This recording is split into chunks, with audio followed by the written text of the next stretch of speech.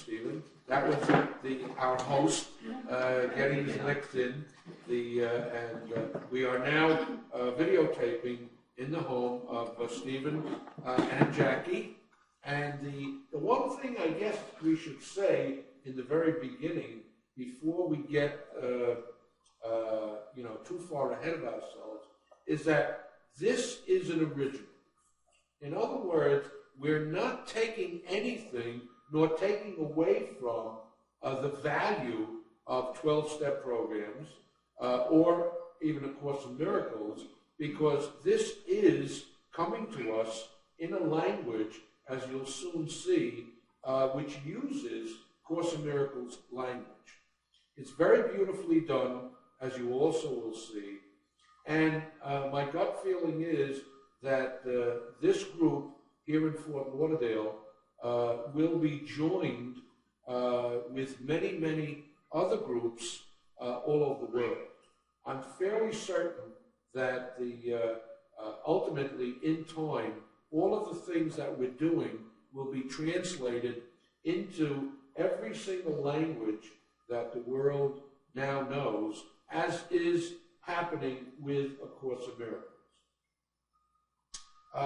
What you might not know is that I guess it was 20 some odd years ago, my cousin Paul Steinberg and I started what appears to be the first study group of A Course in Miracles in my office, which was at that time in Melville, Long Island, New York. And of course, today, 1999, the very beginning, there's probably not a city in the world that does not have a group of A Course in Miracles. So with all that said, and the introductions properly made, I just want to say one more thing, which is basically about our purpose. In other words, what is the purpose of these groups getting together? I think and feel rather confident that the purpose of this group is, number one, to eliminate fear. There are many, many groups that meet, and a lot of support groups that get together, and I visited a great many of them.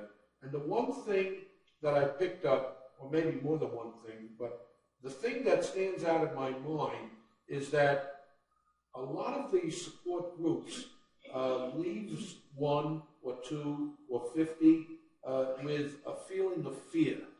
This is not our focus here.